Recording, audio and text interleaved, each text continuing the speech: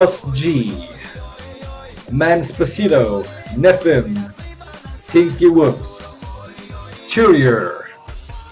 Welcome to the stream. Alright. Let's see, let's find a suitable location for this little demonstration I'm about to give you here.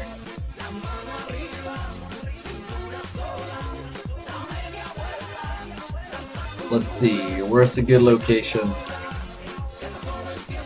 Someone give me a good location. I have 1% world completion on this character.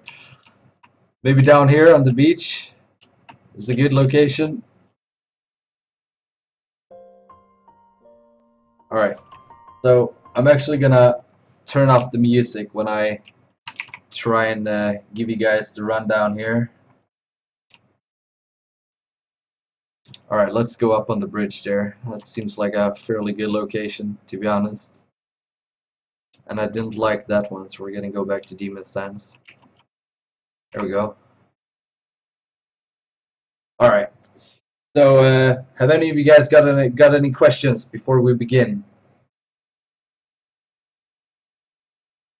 If you have any questions, please type in the chat and I will answer them. Alright, I'm just gonna start here. So for the build, we are running with the Corruption Tree, the Devastation Tree, and the Herald Tree. This passive effect here is pretty nice. Whenever we crit, we have a chance to apply Torment. And then we are running with a Venom Enhancement. It has a 20-second cooldown, but it increases the duration of poisons by 50%. And it's basically that whenever I apply, or whenever you apply Torment, you also apply Poison. So it's a nice little extra damage there. And I mean, these two here, they're a bit whatever. It's not really that much, to be honest, not in terms of damage, at least. This one is kind of nice too. You have a 50% chance to remove a buff from your enemy or your target. And then you have this, Bolstered Anguish. Basically, the more conditions you have on you, on your character, the more damage you're going to deal to your target. It's really nice. And these other two here, you have a chance to shield your target for 2.5 seconds on a 10-second cooldown. Not that great, so I wouldn't suggest. What do you mean Shiro is the best in terms of damage?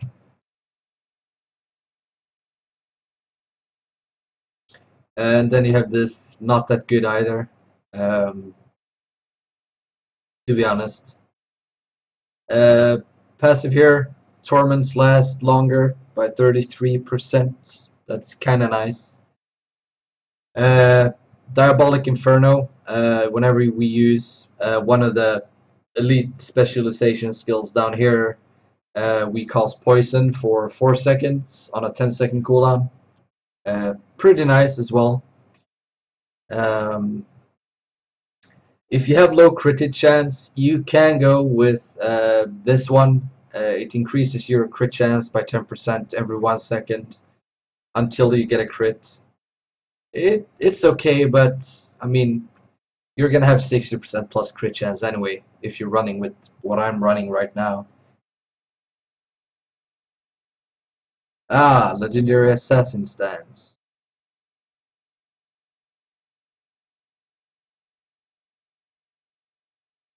Oh, I am too, Neffin. I'm totally a noob. I only just came back to the game I'm back. 1 week before the launch, so I'm kind of a noob too, but I have been playing this game since the launch, but I'm a returning player.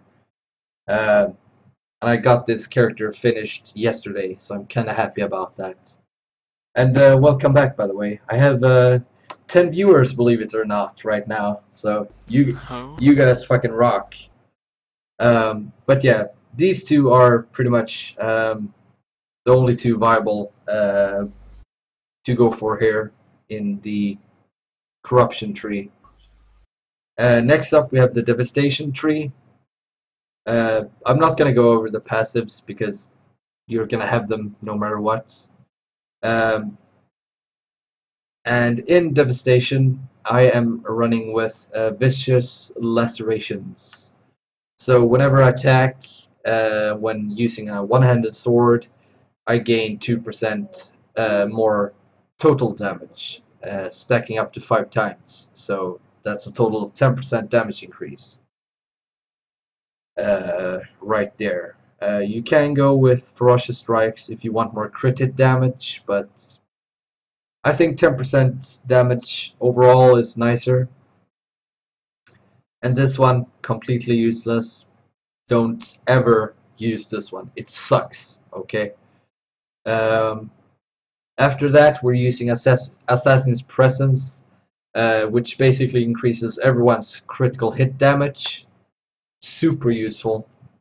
It's a must-have.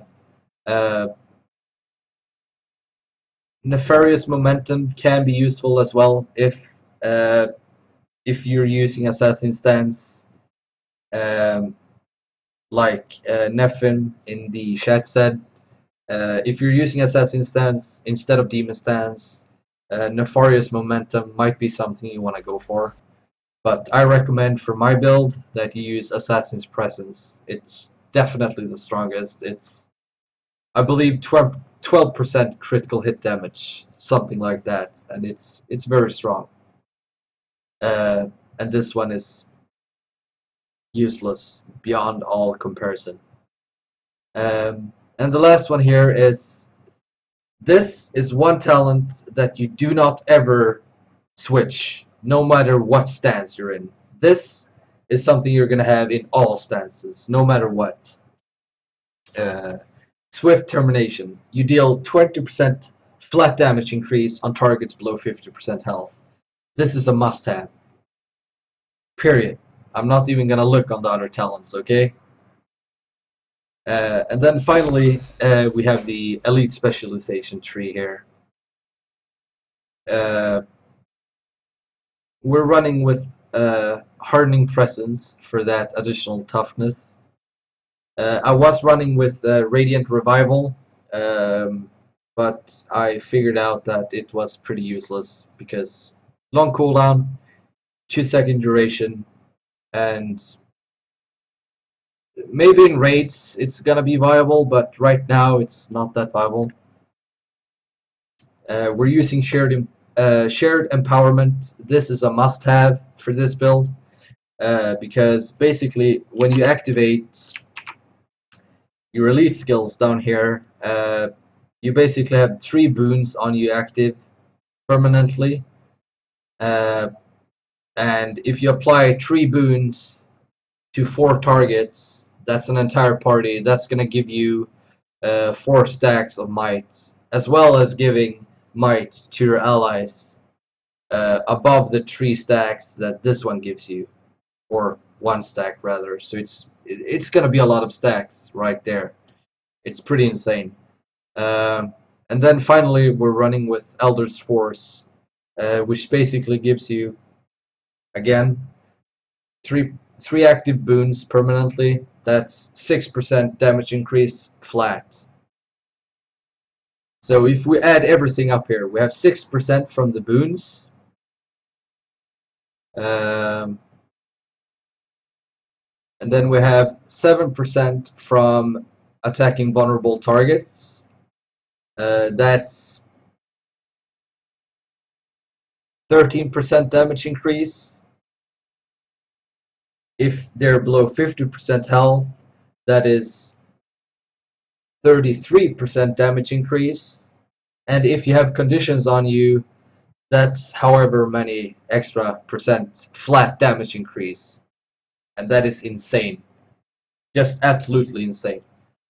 So that's that for the build. And then we have Demon Stance, just for the additional, if you need to chill a target or torment them, or confusion them, or for some reason pull conditions to yourself from your allies, which is going to benefit you because you're running Bolstered Anguish. So if you pull conditions from your allies, you're going to gain more damage. So it has really nice synergy, and that is why I'm running Demon. By the way, Nefin.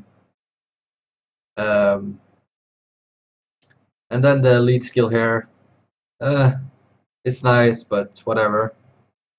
And then you have the healing skill here.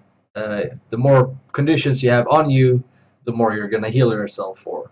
So again, really great synergy with the boon sucking skill here, if you want to call it that. Alright, let's go over to the gear. So I'm running the Berserker gear, just for the Berserker meta. I couldn't find any other armor stat that was useful for the build that I'm using right now. We don't have a lot of condition. We have Torment and Poison basically, which is not a whole lot, and you're just not going to be able to stack it. You have a little bit of